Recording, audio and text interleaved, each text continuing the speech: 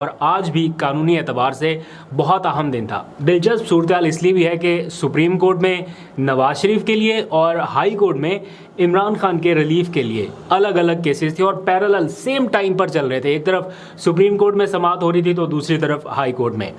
इमरान खान से मुताल्लिक high court में होने वाली समाअत का मुकम्मल अहवाल वर्ड बाय वर्ड मैं कुछ ही देर में आपके सामने रखूंगा। बहुत सारी तफसील आपने सोशल मीडिया पर, टेलीविज़न पर देख ली होगी, लेकिन फिर भी अगर कुछ रह जाए तो वो सारी तफसील अभी डिस्कस कर लेंगे।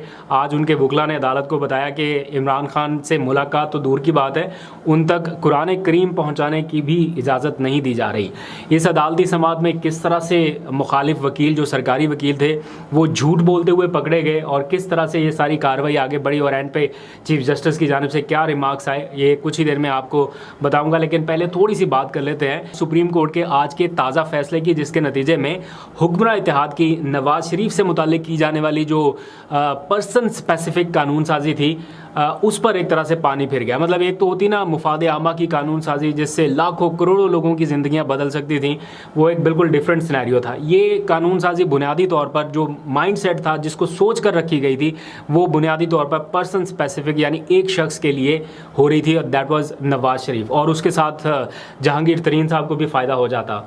लेकिन आज सुबह 11:07 पर सुप्रीम कोर्ट ने हुकूमत की छुट्टी के सिर्फ एक दिन के बाद ये बड़ा सरप्राइज़ दिया और supreme court review of judgement and order act 2023 को कलअदम करार दे दिया। इसके हवाले से खबरें आप सुबह से सुन रहे हैं, सारी तफसील आपके सामने है, ज़्यादा डिटेल में नहीं जाऊंगा, लेकिन इसे कलअदम करार देते हुए स्ट्रक डाउन कर दिया है, जिसके नतीजे में नवाज शरीफ की सज़ा के ख़िलाफ़ अपील और उनकी वतन वापसी से नाअहली के ख़ात्मे तक और फिर चौथी बार जो उनको वज़ीर आज़म बनाने की एक राह हमवार की जा रही थी, उसमें फिर से रुकावटें खड़ी हो गई हैं। यानी इतना आसान काम नहीं रहा कि वो फ़ौरी से वतन वापस आएँ, एक अदालत का सामना करें, वहाँ से फ़ौरन से रिलीफ ले लें जैसे इसहाक डार साहब ने लिया, और वापस जनाब ठाट बाट के साथ वही अपनी इलेक्शन कैंपेन जारी रखें और फिर इलेक्शन जीत के वज़ीर आज़म बन जाएं। देखने में तो बड़ा अच्छा सुहाना ख्वाब था, प्लानिंग भी इसकी थी, लेकिन फिर से रुकावटें उसकी राह में इस फैसले ने हायल कर दी है। तो सुप्रीम कोर्ट का ये फ़ैसला ताहयात नाअहल अफराद पर क्या असर छोड़ेगा, इस पर बहस अब इस वक्त शुरू हो चुकी है। सोशल मीडिया के ऊपर भी है, टेलीविजन्स के ऊपर भी है कि क्या मुस्तकबिल होगा नवाज शरीफ का, जहांगीर तरीन का और बाकी सब का। क्या इलेक्शन एक्ट में जो तरमीम की गई है उसमें तो नाअहली 5 साल की कर दी गई है, तो क्या इस फैसले का इन पर कोई असर पड़ेगा या नहीं पड़ेगा? जो हुक्मरान इत्तेहाद है वो कह रहे हैं कि जनाब कोई असर नहीं पड़ने वाला, नवाज शरीफ पर कोई कम अज़ कम कोई असर नहीं पड़ेगा। लेकिन जो दूसरी तरफ जिन लोगों ने इसको चैलेंज किया था वो कह रहे हैं कि पड़ेगा। ये बहस शुरू हो गई है, हतमी नतीजा तो चंद दिनों के बाद आपको सामने आ सकेगा। लेकिन फ़ैसले में जो कहा गया है मुख्तसरन वो आप जान लीजिए, फिर इमरान खान के केस के ऊपर भी बात करेंगे तफसील से। सुप्रीम कोर्ट ने अपने फ़ैसले में कहा है कि सुप्रीम कोर्ट रिव्यू एक्ट आइन से मुतसादम और पार्लिमान की कानून साजी के इख्तियारात से तजावुज़ है। यानी ये कानून ऐसे बनाया गया है जैसे आइन में तरमीम की गई हो और एक नामुकम्मल असम्बली ने ये तासुर दिया कि जैसे 2/3 अक्सरियत के साथ कोई कानून मंजूर कराया गया हो, जबकि ये आइन में तरमीम के साथ होना चाहिए था, लेकिन वो नहीं हुआ।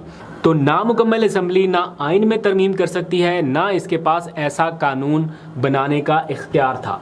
चीफ जस्टिस ने कहा है कि अगर किसी के जहन में कोई शक है तो वो दूर कर लें, क्योंकि हमने बतौर सुप्रीम कोर्ट जज आइन के तहफ़्फ़ुज़ और दिफा का हल्फ उठा रखा है। अगर इस कानून के तहत अपील का हक दे दिया गया तो फिर तो मुकदमाबाजी का एक सैलाब आएगा, यानी जिसके खिलाफ भी फैसला देंगे वो फ़ौरन से इस फैसले के ख़िलाफ़ सुप्रीम कोर्ट से रजू करेगा और फिर से नया केस, नया बेंच, वो सारा कुछ फिर से शुरू हो जाएगा। तो इस तरह तो निज़ाम इंसाफ नहीं चल सकेगा। ऑलरेडी इतने केसेस पेंडिंग रहते हैं, तो ये तो आइन से मुतसादम हो जाएगा। तो इसलिए उन्होंने इसको स्ट्रक डाउन कर दिया। ये लफ्ज़ यूज़ किया गया है स्ट्रक डाउन का।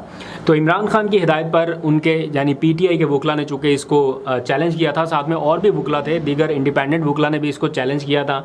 तो यूँ देखा जाए तो इमरान खान की ये एक कामयाबी है, जिसको वो यूँ समझ लीजिए कि जेल में बैठे उन्होंने ये केस जीत लिया है, क्योंकि इसकी समातों के दौरान अदलिया पर बेपनाह दबाव देखने में आया। जब हम इसकी कवरेज के लिए भी जाते थे, आपको याद होगा मौलाना का एक एहतजाज भी सुप्रीम कोर्ट के बिल्कुल सामने रहा, और फिर प्रेस कॉन्फ्रेंसेस, और फिर अदलिया के बारे में क्या क्या कुछ नहीं कहा गया। पार्लिमान में जो तकारीर की गई शहबाज शरीफ साहब की तरफ से, फिर बाकी उनके मेम्बरान की तरफ से, वुज़रा की तरफ से, जो दबाव जितना डाल सकते थे वो डाला गया। लेकिन बिल आखिर सुप्रीम सुप्रीम कोर्ट ने इसे स्ट्रक डाउन कर दिया है। खैर आगे बढ़ते हैं, थोड़ी सी बात इमरान खान के रिलीफ के लिए की जाने वाली कोशिशों की, जिसका मुकम्मल इन्हिसार इस्लामाबाद हाई कोर्ट और उनके चीफ जस्टिस पर है।